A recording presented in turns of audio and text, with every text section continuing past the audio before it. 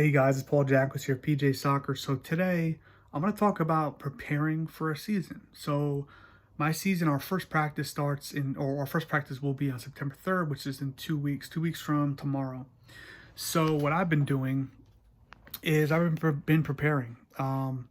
First of all, I use an app called InstaTeam, um, and it's a really good app. I think it's on iPhone and Android. There's different apps you can use. InstaTeam I like the best. It's free. You can pay to remove the ads. I don't do that. It's just not needed. It's a great way. I encourage you. I remember when I first started coaching, I used to use emails to like communicate with the parents and stuff, and it's just not as great. It's just not. It doesn't work as well as apps.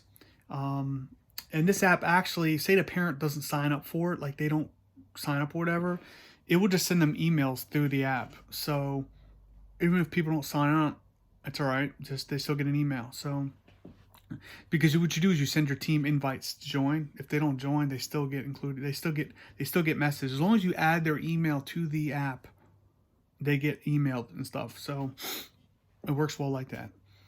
I don't know if all the apps do that I found, but nonetheless, I created a Google Doc too this season, just explaining the formations we use. I run a 4-4-2, but instead of two central midfielders, I use a defensive mid, just to help out our defense. You know, when you coach rec, you're coaching kids of all different skill levels. Really, even at the age that I coach now, which is 11 to 14-year-olds, I've had kids playing for the first time ever.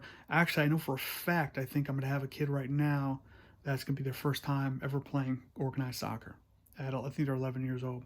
So you have to prepare for that. Usually, what I do is in these formations, I'll put my weaker players on the outside as like fullback or outside midfielder, depending on their skill set, and you go from there. And hopefully, they get better. The thing is, they have to want to get better too. They have to work on it. They have to really work at it on their own. They have to work all. When they're not at practice, they have to practice at home. Because we only get 1 hour a week, which is not enough really. I usually practice for an hour a week and then a scrimmage. So scrimmage for like 30 minutes after that. But anyway, this is the Google Doc I drew up here. Sorry, I'm trying to make sure it's in view. So this is the formation we run, 4-4-2, as you can see here. And what I do, I send this out to the parents so that they can have, just so that they know. Now the funny thing is, why is my cursor's not moving? I don't know what's going on here. Where is my cursor? I'll just use my fingers, touchscreen. But it's a variation. Sometimes I go to attacking midfield, depending on if I have a kid that can deal with if I have a player that can do that. And then this here explains a different formation, different positions and stuff. Now, see, the thing is, of course, in the U.S., people don't really understand soccer like other sports, right? Because soccer is not really a mainstream sport. It's becoming more mainstream, but it's not there. So what I try to break things down, help people try to understand the sport, understand the game. So that's why I drew this up. I also attached videos that parents can, just little drills that parents can do with their kids at home. I mean, I think a lot of parents that aren't familiar with soccer are insecure about soccer. But what they don't realize, soccer's a very simple game. It's not hard to go in the backyard and just kick a ball with your kid. So that's right now that's what I'm preparing. That's what I'm doing here to prepare. Just so when I send out an email to my roster, my team, actually I just got my roster today. I need to send out the email soon. I can give all this information, background and everything. But really, and also actually today I started playing out the first practice. I'm not going to plan out every practice ahead of time. I think right now maybe the first 1 or 2 practices, because really until you see your team, if you're not familiar with your team, I'm going to have a pretty much all new team. If you're not familiar with your team, you don't really know what their needs are, right? You really don't know what they need to work on. But I know there's 2 things I want to work on in the first practice that I already know that they're going to need help with. One is finding openings on the field when you're playing. The other is spacing. Teams always need help with that. So that's our first thing we're going to do. So what I'm going to do is I already plan out my first practice. First 15, 20 minutes are going to be small-sided games. The thing is, your kids are never going to show up on time. You'll probably hear me say this all the time. Your kids will never show up on time, all of them. They won't. So what you do is you just do small sided games as they come. You join the game. You can start with a 2-on-1, 1-on-1, doesn't matter. And then you have them join as they come. And so we'll do small sided game, 15, 20 minutes. Then we'll do some drills, like some rondos. If you don't know what rondos are, it's like, well, I have a team. I think my team's 18, 19 kids. So I'd probably break it up into 2 or 3 groups. And what you do is you make a big circle of cones, and it's monkey in the middle. Keep away. Same thing. And depending on how many kids you have around the outside, you either put 2 or 3 in the middle. Depends on how many kids total you have. With COVID, I'll probably make the group smaller so they can spread out more. But yes, keep away.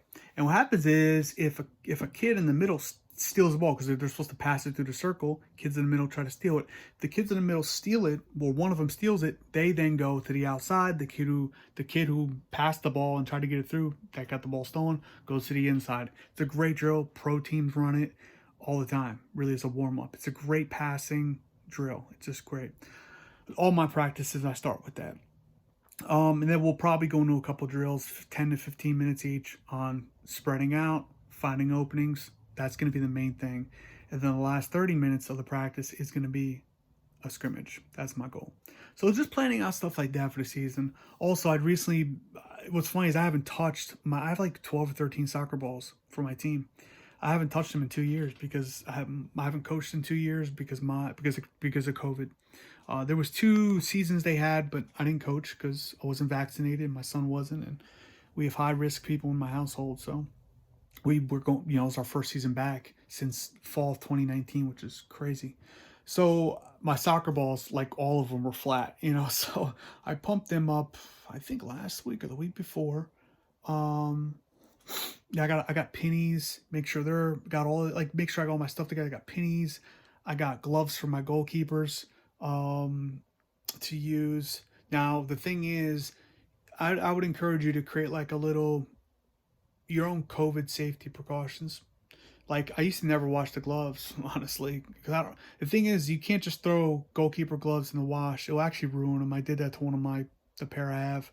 There's a way you have to wash them. And actually, I need to look that up. So if you have goalkeeper gloves, look up how to clean them, because if you have make sure you keep them clean after every practice, after every use. Also, try not to let every kid use them. I would only let one kid at practice use them. If you have them. So yeah, and if a kid really wants to be a goalkeeper too, just see if they'll purchase their own. I might even see if I can find an extra pair. Check out Mercari, the app, and then Poshmark. I love those 2 apps. You can find such great soccer gear so cheap. Again, you'll probably hear me say it all the time. TJ Maxx too. I don't know if they'll have it now, but during soccer season here where I live in Maryland, it's fall and spring. I think it's most of the same around the country, but they'll have soccer. They'll have goalie gloves. They'll have shin guards there. TJ Maxx, Marshalls. Yeah, it's a great place to stop as well for that. So just start thinking about the things you need. Start gathering drills. Look for drills online for your team. I just had that coaching trial for a pro team from Europe. I had to come up with a drill for a U10, or not come up with one, but organize a drill for a U10 team. I looked up a drill for a U10 team. I could have used, honestly, a lot of the drills I've used in the past, I'll probably use, but a lot of them I really don't like. I don't think they're great. I mean, they're not bad. I mean, soccer's a simple sport too. Don't overcomplicate things. Keep things simple.